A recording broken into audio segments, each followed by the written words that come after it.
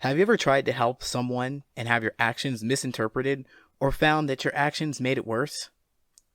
Let's face it, you don't mean to hurt your loved ones, friends, or coworkers with your actions, but sometimes you do. You want the best for people you care about, but sometimes your intention doesn't have the impact you envision.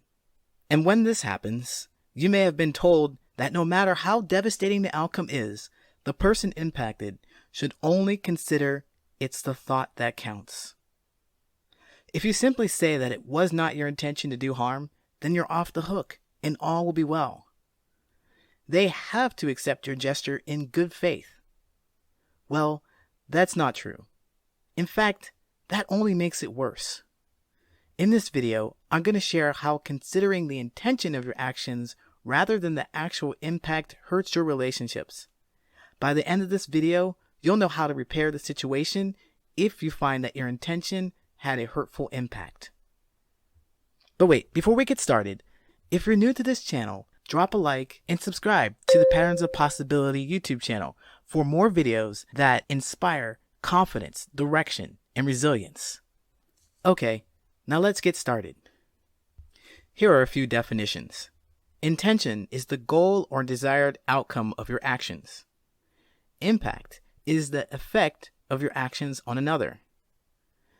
Your intention is a mystery to everyone except you. That's because only you really know what it is. Your intention lives inside of your head. The way you express your intention is through your actions. The result of those actions is the impact. Your impact lives with the rest of the world, and everyone who has felt the effects of your actions lives with the experience, whether or not you intended it.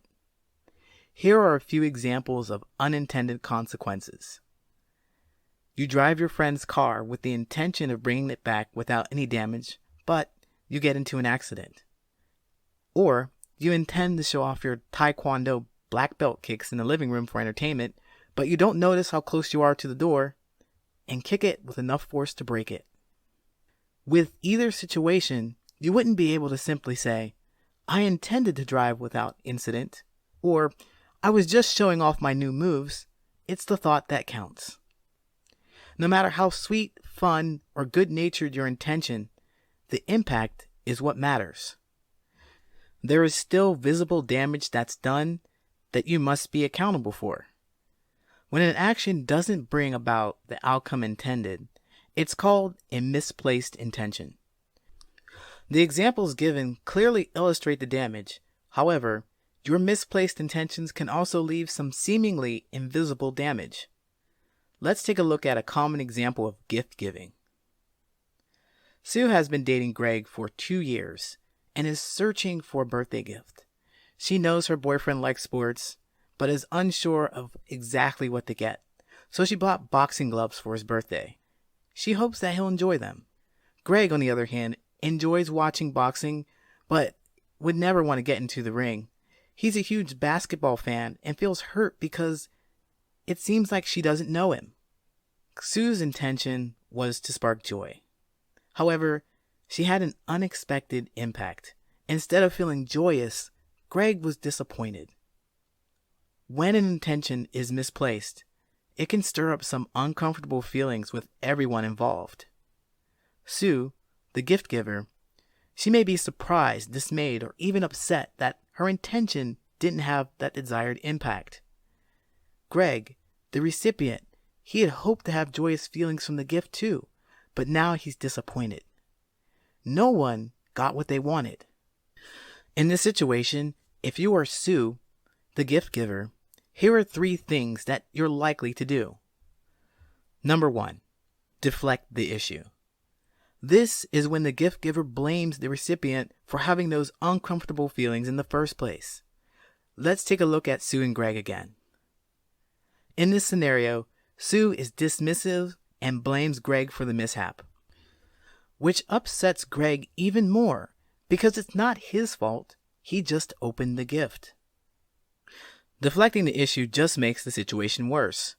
If Greg had felt sad about being misunderstood before, he's going to feel even worse because now he can't express himself.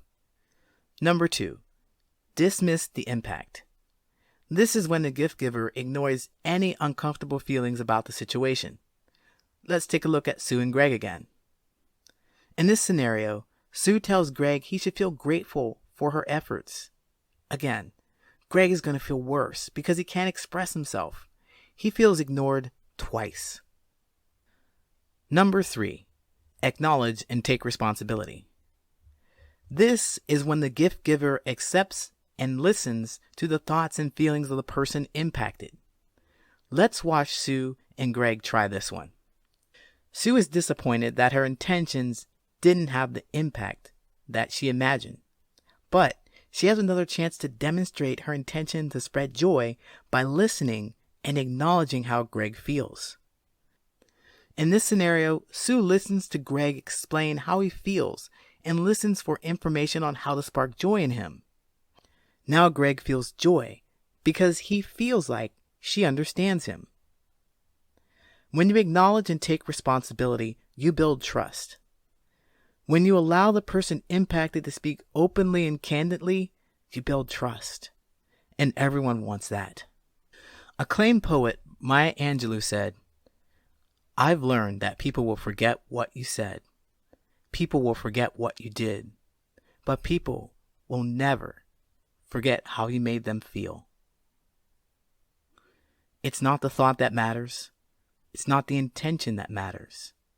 It's the impact that matters. Now that you know how to deal with misplaced intention, how will you use it?